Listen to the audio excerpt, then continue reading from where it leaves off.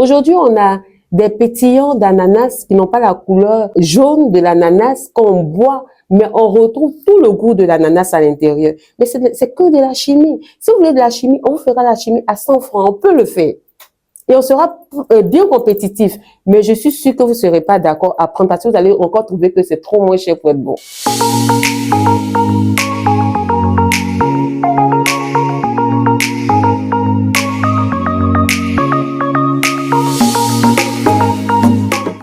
Lorsque je sortais de l'école, il fallait faire mon projet de fin d'études.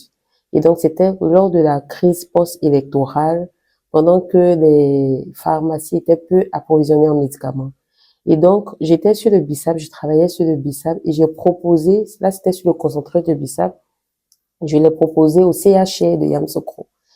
Et on l'a proposé à certains patients et on a vu que leur état de santé était en train de nettement mieux s'améliorer. Et donc, je suis sortie de l'école en 2015. J'ai travaillé dans une entreprise d'expertise maritime qui n'a rien à voir avec ma filière, mais je suis auditeur qualité certifié ICA États-Unis, ce qui me permet de travailler dans toutes les entreprises. Et c'est alors que, en 2020, je décide de raccrocher et de me lancer en entrepreneuriat. Et donc, quand je me rappelle de ce qui s'est passé, je me lance avec le BISAP et je le propose en concentré. J'ai fait 1 an en train de faire la dégustation du concentré de BISAP partout où je partais et juste parce que le BISAP, on le connaît depuis on est petit. Le truc, c'est que on le fait bouillir et lorsqu'on est en train de faire bouillir le BISAP, les éléments susceptibles de nous aider sont sensibles à la chaleur.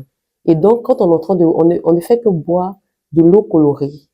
Et encore en 2016, il y a une étude qui a été portée par l'Institut Pasteur en Côte d'Ivoire sur les marchés de Yopougon, d'Abobo, d'Adjamé. Et de cette étude, il ressort que le BISAP tel que perçu sur le marché est bourrant en métaux lourds, susceptible de nous donner certains types de maladies et dont les cancers cités dans le rapport. Et donc, moi, je décide d'améliorer une certaine variété de BISAP que je développe, que je multiplie, que je plante.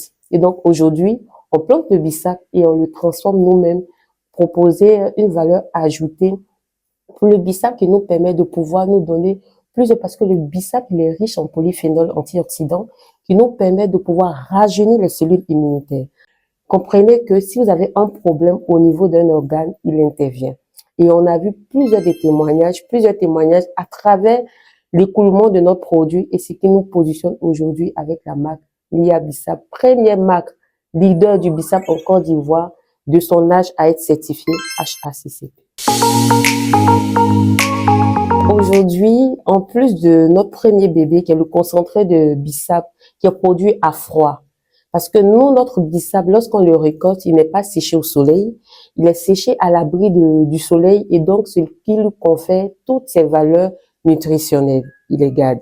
Et donc, on a du BISAP concentré, on a du BISAP en sachet de thé qui en ce moment s'écoute très bien au curcuma, du BISAP à la citronnelle, du BISAP au clou de giron, du BISAP au quinqueliba et chaque saveur a ses valeurs nutritionnelles. On va me dire que vous retrouvez peut-être le BISAP au marché, c'est pas le même BISAP, c'est un BISAP autre. Nous, on est positionné sur le bien-être, on est positionné sur la santé.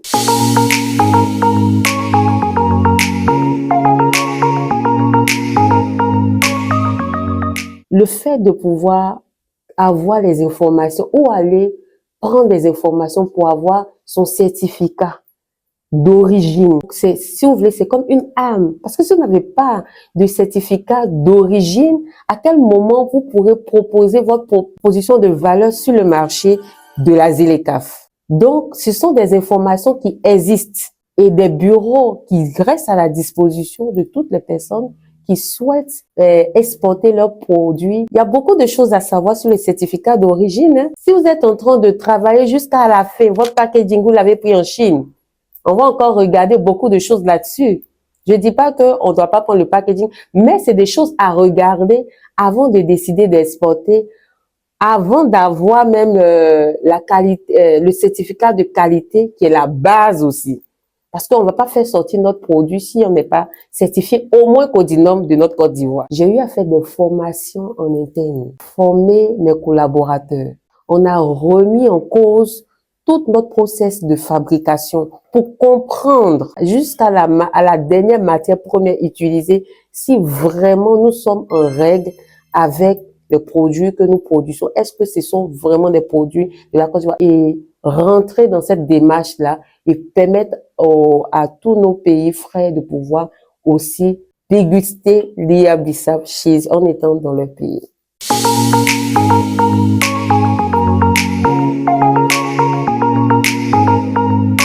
Avant de parler de marché ivoirien compétitif, je pense qu'il faut faire une promotion sur le consommer local. Si on apprend l'Ivoirien sait qu'il doit consommer local, lorsqu'on fera même un grand bâtiment de produits locaux, on n'aura pas du mal à les écouler. Parce que ce qui se passe, c'est qu'à chaque fois que nous faisons des expositions ici en Côte d'Ivoire, voilà ce qui remonte. Les produits locaux sont trop chers.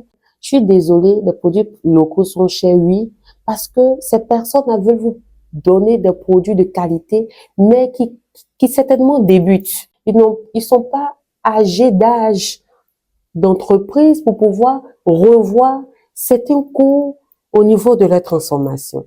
Et donc, si tout de suite, là, on crée un mall made in, ça sera difficile de faire écouler. Il faut que ça parle, le consommer local. On a été récemment là avec le CNZLCAF au Cameroun pour un matchmaking et on a vu ce qui se passe là-bas. On allait avec nos produits, ils voient nos produits font du poids, mais c'est le consommer local. Chez eux d'abord, s'il n'y a pas chez eux là, ils peuvent regarder. Et je pense que c'est des choses qu'on pourrait regarder avant de pouvoir penser à un mall, parce que là-bas, il existe plus d'une cinquantaine de magasins made in Cameroun. Quand tu arrives, c'est que ça. Et récemment, j'ai été en Algérie, à l'IATF, où il y a que des bâtiments à l'intérieur là. C'est du made in.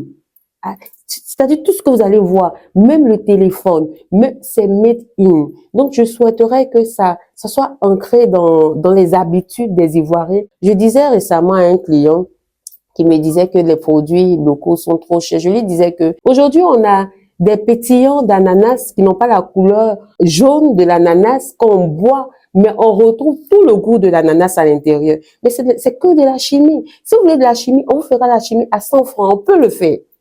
Et on sera bien compétitif. Mais je suis sûre que vous ne serez pas d'accord à prendre parce que vous allez encore trouver que c'est trop moins cher pour être bon. Et prenez le meilleur. Le meilleur, c'est le made in. On vous propose les meilleurs produits ici en Côte d'Ivoire.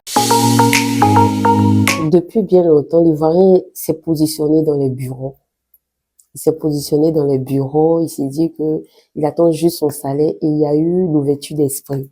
Il y a des jeunes entrepreneurs, il y a des femmes battantes qui ont décidé de pouvoir entreprendre. Et je pense que c'est un coup de pouce au niveau même du CNZLCAF déjà de pouvoir avoir confiance en ces jeunes, en ces femmes, en ces entrepreneurs pour pouvoir les ouvrir au marché. Combien peuvent payer des formations que vous proposez? Personne. Au niveau des règles d'origine ou d'autres, des tarifs, des barrières qui ont été levées, tout.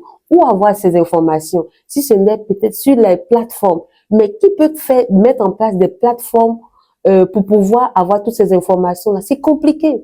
Mais la CNZLCAF a bien voulu faire cela. C'est un endroit où on peut aller avoir toutes ces informations. Et voilà un marché qui est ouvert et des opportunités qui y sont mises sur cette plateforme-là à chaque fois. Et on a des informations actualisées pour pouvoir nous aider à pouvoir mieux nous positionner. Et aujourd'hui, moi, j'ai foi à l'avenir de notre jeunesse. J'ai foi à l'avenir de toutes ces femmes qui se lèvent tôt le matin et se couchent tard le soir pour pouvoir entreprendre parce que je pense que l'avenir de la Côte d'Ivoire, c'est dans l'entrepreneuriat et surtout l'entrepreneuriat au féminin.